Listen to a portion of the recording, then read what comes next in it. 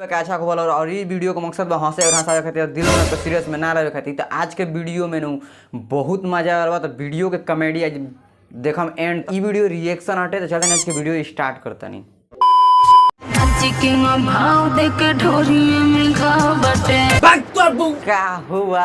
भाई मतलब तो ढोड़िया में घाव बाटे ना, गड़िया में नहीं ना।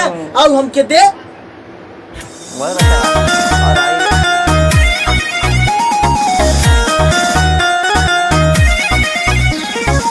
भौजी इस सज के संवर के और 1 किलो के मेकअप करके कहाँ जाता रू हो? ये बिजली कहाँ गिरी? तोरे दादा के करेजा पे गिरी तो गला अब तुर पहंचो दो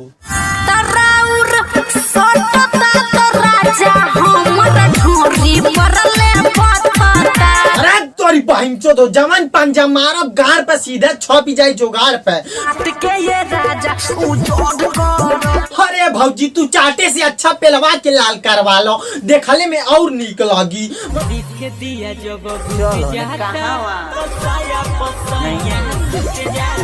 अरे भौजी उसाया बस सूत के तो हर बूढ़ सुंघता। जल्दी भगावा ओके। लागेला लइकन के दिल हमरे ढोढ़ी से लागेला लइकन के दिल। और जौन 4-5 मिला से मरवैले के बाद गणिया में चक्ति लगावेलू उहो बतावो। राजा मोर बहय तना है पति में कॉमर्स माही रे फट गई क्या हो? एक गाड़ी बहन चो दे कर चालू हो गई।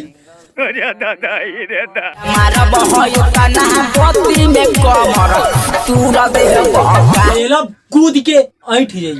अगर दुनिया में जिए बात पेलवैसे मत भौजी। हाथा बोला बैला पिया जोबानो दबाइला मुड़िया के भीतरी ले आवारी लगाइला बहनचोद रे हमके लगता है भौजैया बहुत समझदार बिया। तो भौजी तू हमके एगो बात बताओ, अगर दारू पी के मुट्ठ मारा तो कितना देरी में गिरी?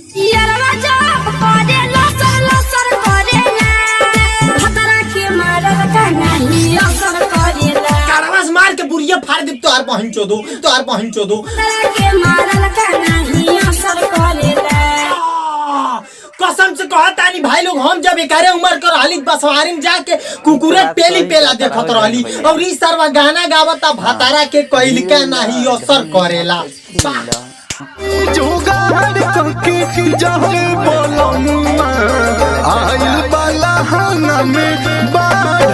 देखिए भौजी बांध ना टूटा नहीं तो गड़िया न हरिया में पानी भर जाई।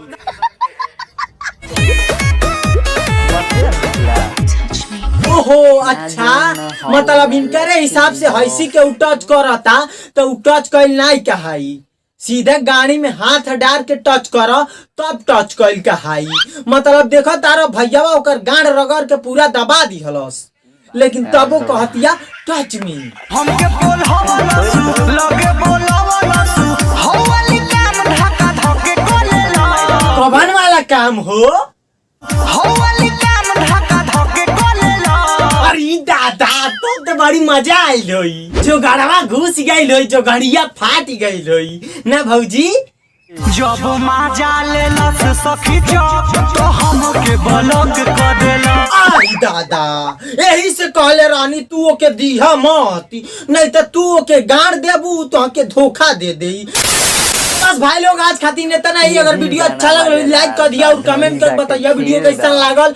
और वीडियो कुछ ज्यादा अच्छा लगल हुई तो अपने दोस्त के पास शेयर भी कर सके लोग। तो मिला तानी एगो नेक्स्ट वीडियो में, तब तक के लिए बाय भाई। तो उम्मीद है भाई लोग वीडियो पसंद लागल हो तो लाइक कर लो। हमारे चैनल पर न्यू आइल बड़ा तो चैनल का सब्सक्राइब कर लो, ताकि ऐसने वीडियो अगर आई फिर अपलोड करम तालो के नया देखे तो सब्सक्राइब कर ताकि रख लो, ताकि जो वीडियो अपलोड करी तो सबसे पहले नोटिफिकेशन मिले। चलते नेक्स्ट वीडियो मिले तब खातिर बाय।